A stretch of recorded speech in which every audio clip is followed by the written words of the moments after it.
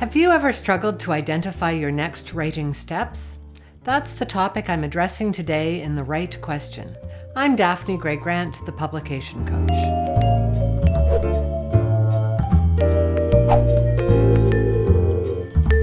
I have a question from Mark Modesti, a writer based in McKinney, Texas. Here's what he asked by email. You make a strong case for writing every day. You also recommend that we prepare before we write. So my question is, if I have a goal of 500 words a day, should I be going through the first 4 steps described in your book, 8.5 Steps to Writing Faster Better, in each daily session? Thanks for your question, Mark. Before I answer it, let me go through those 4 steps so that people who haven't read my book know what we're talking about. The first 4 steps of the writing process, before you actually write a word, should be 1. Make a plan. 2. Do your research. 3. Think and rethink.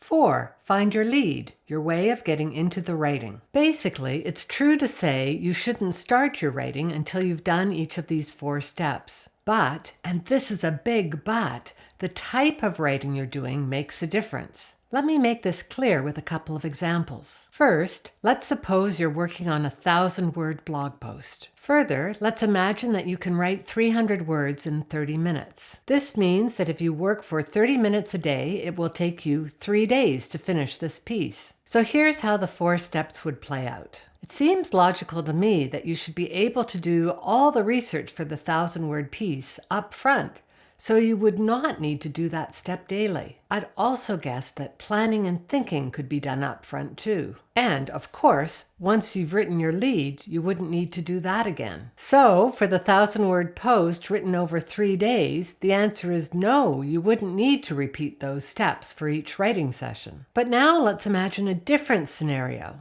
Let's say you're able to write the 1,000 words in 1 day, leaving you free to write a different blog post the next day. In that situation, yes, you'd need to start over again with each of those 4 steps the next day. And then let's visualize a third set of circumstances. Let's say you're a business owner writing a book. Most books are somewhere between 60,000 and 90,000 words, so this is a project that's going to take you a year or longer to complete. I'd suggest approaching this project 1 chapter at a time. In other words, make your plan for 1 chapter, do your research, think and rethink, and then write your lead. Then you can start your writing.